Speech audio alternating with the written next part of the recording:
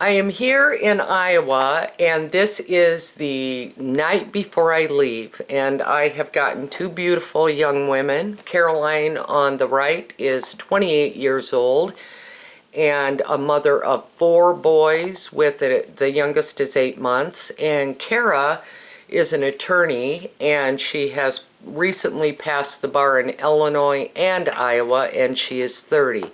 So I'm very glad to have both of you gals with me today as my last interview before I leave this great town of Mason City. So I've got a few questions that I'd like to ask you. And how do you feel about that? We're a little tentative, but I think we'll be just fine. Okay, good. The first question I have, because it's so important, and I have noticed this with both of you since you arrived, is how would you feel if you had to go without electronics for 1 month? Is this Caroline's question? I'm shocked. No. I don't think I could do it. Honestly. Go without for a month, I would feel like a cave person. Yeah. I would feel disconnected from the world. And I would be extremely bored. You or mean, maybe more productive. okay, you mean you might read a book? Yeah, I definitely would probably read a book. I couldn't read it on my Kindle, though. No, you couldn't. No, you could not. So that would be very difficult for you. Is that what you're saying? It would be extremely difficult, logistically as well as socially, because we depend on our phones as a way to communicate with our family and with our job, and that'd be tough to not be able to do that. You'd have to be...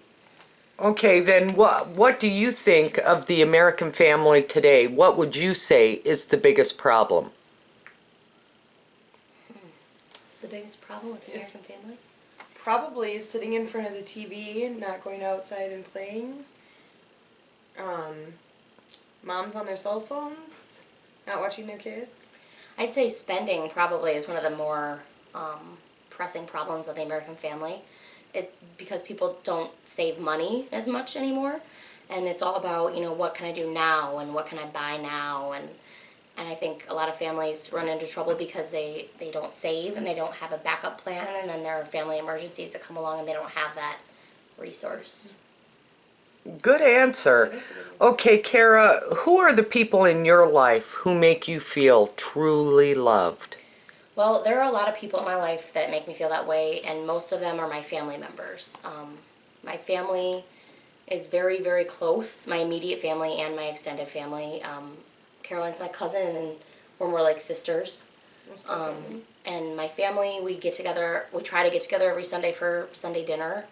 And, my birthday just happened, and we get a whole week for our birthdays. You get pampered for a whole week. How many of your friends have dinner every Sunday with their family? Not many. Do you know of one? No, I don't really know of. Especially at my age, getting together with your parents for family dinner is very rare on a weekly basis. I also have a lunch with my grandma every week, just so that I have time to spend with my grandma, who's 91, about to be 92. And that's really important to both of us to be able to spend that time together, because we really love each other, and we know that maybe we don't have all the time in the world. And so it's nice to be able to spend the time together now when we have it. Well, and then that brings me into the next question. Who do you love but have a hard time liking? Yeah, well, I'd go back to my family. I love my family members, but sometimes their personality traits are the same as mine. And so that really can be annoying to somebody when you see the things you don't like about yourself and others. And you can be really critical of them, even though you know it's because you're more critical of yourself. You take it out on that family member because they know that you love them. But liking them every day, in and out, is tough. What do you think? Yeah, I agree. Okay, Caroline, what would you like to see or experience before your time is up? I would love to travel. I would like to just, take a year and travel overseas, all around the United States, go places that we've never been, take my kids on vacations, I think that would be fun. Okay, I have a question for both of you. Who is your president, governor, senators, and state representatives? Well, I know we got Obama. And I'm pretty sure our governor is, Terry Branstad? I'm pretty sure it's Branstad. Yeah. I know we've got a lot of senators. Sharon Steckman, I think, is a senator. Yeah. I'm not sure. I think she's a state senator. I don't know a lot of them, although I should. Amanda, is there an Amanda? Go with it, yeah, I sure. don't remember her last name. Amanda. Go Amanda. Women in politics. Well, what's her last name? Politics. I don't know. Amanda, middle name women, last name in politics. Go Amanda. All Ronald righty. Reagan? Maybe, I don't know. Sure, That's- I like it. Let's go with it. Sounds good. Close. Right off the top. Caroline, who do you admire and why? I admire my elders. I admire people that are role models that I can look up to, that have their head on straight and in a positive direction, that know what they're doing, that they have a plan in life, they have a goal that they're going for. Okay, And they do this it. this is not one of my questions, but I'm going to ask both of you this because you are young adults and you're both very responsible with your families and your friends. Would you say that drugs are a huge problem with the younger generation? Most definitely. I'd say drugs are always going to be a problem with young people because they want to, they've been told no. They want to rebel against things that are, constricting them. And so I think young people will always experiment and push back against that constriction. And I think that in some young people, it's great and healthy to go ahead and go out and try those things and then move on with your life, and then you don't have to be wondering your whole life, oh, should I have had more fun when I was young? But for a lot of kids, it's a problem, and it's a lifelong problem, and it's not just an experimenting phase. It's a problem that they then deal with for the rest of their lives. And I've seen lots of my friends die. A lot of my friends have died from taking drugs. Mm-hmm. And that's hard as a young person to know so many people that have died because of drugs at a young age. I'm 30, and I probably know 5 people that have died from drugs. That's a lot. Caroline, do you know any? I do. I know probably A lot of the same people. a lot of the same people that have lost their lives to drugs. I know a lot of people, unfortunately, some of our family members that have struggled. My dad, for instance, he had a drug and alcohol problem. And it hurts to see it. But like Kara said, when you're young, you experiment, get it out of your system, you realize this isn't for me. There's more to life than drugs. But some people just don't get that. They have an addiction that is a disease that they can't, a lot of people can't overcome that. Okay, well, now you have 4 young boys. We've talked about that. And you have no children, Kara. So you both are from 2 different types of beliefs at your age. What is your biggest passion? Or do you have a passion?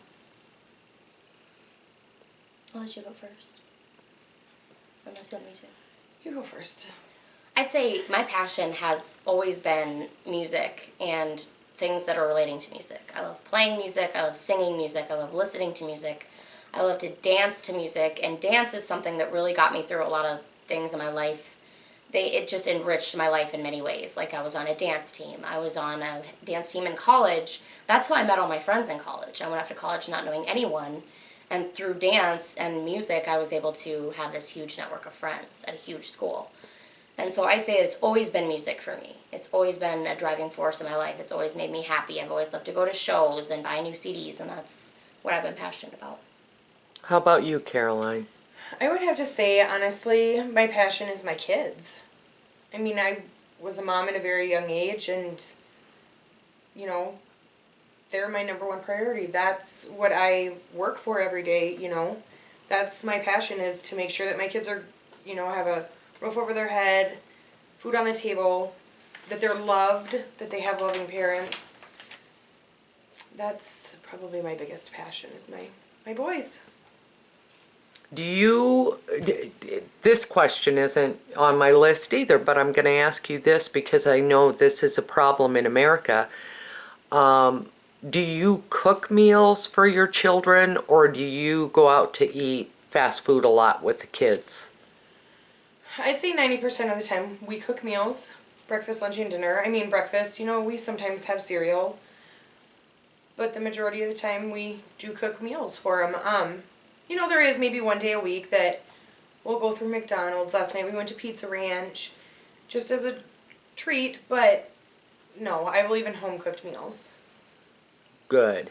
How about you, Kara? I eat out a lot, but that's because, you know, I don't have any kids.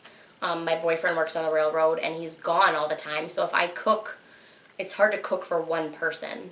And, you know, I do a little bit of cooking. I love to cook, but I'm just not in the place in my life right now where I'm cooking for a lot of people. So I don't cook much, sadly. Do you like to cook? I love to cook, yeah. I enjoy it. Okay. Now, this question is basically for both of you. What does it take for you to forgive someone who has done a wrong to you? Well, it really depends on how big the wrong is. Really, I am because of the way I was raised Catholic. I am all about forgiveness. And if somebody's going to give me a shot to forgive them, you know, if they're going to honestly apologize and honestly change their behaviors and give me the opportunity to sincerely forgive them, I will do it every time I have the chance, because I would want that person to forgive me. So really, for me, it's not that hard to earn back forgiveness as long as you're honest and sincere about it. So it's simple for me, I think. I'm pretty much along the same lines, you know, as long as it's not something severe and they give, you know, the forgiveness, then. Okay. Last question. Do you find it difficult to live within your budget?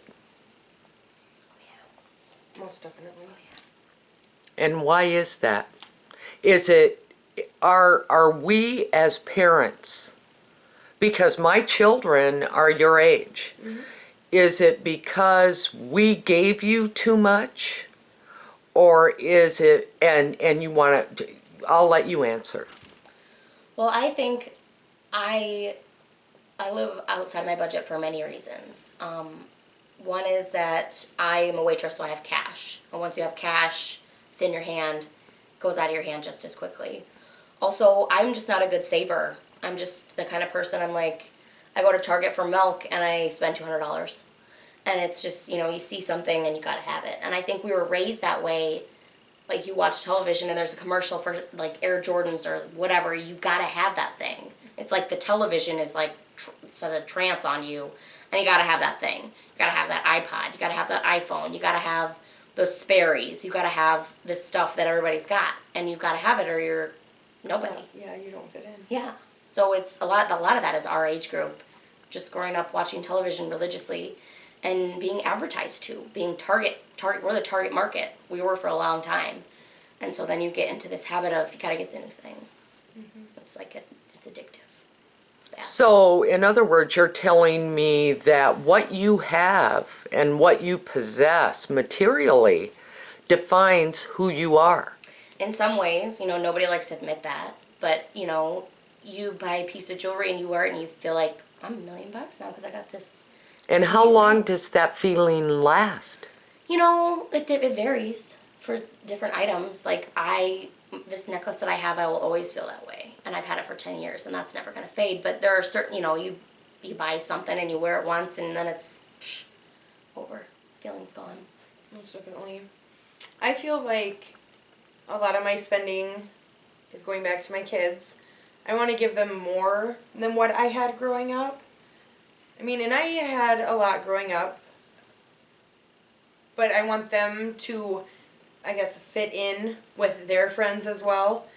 That new video game, those new high top red, blue, and purple, pink shoes that all the boys are wearing.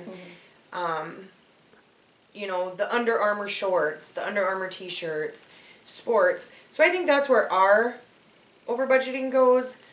And like Kara said, me fitting in with my age group has a lot to do with our overspending. Well, gals, I thank you so much for doing this interview. Is there anything you'd like to ask me? I don't think that. How did you come up with this idea? About 4 months ago, I just woke up and I had this thought that we live in a little community bubble and we all live in our own. And I wanted to see how people feel around the United States, and I think a lot of people have a lot to say. And I just want to give people a voice to get it out. Is there anything you'd like to say that I didn't ask? I don't think so. I don't think so. We'd be here for hours if you just let me talk the whole time. Kara. I could talk for hours. Well, thank you very much, gals. Good luck. Thanks. Thanks.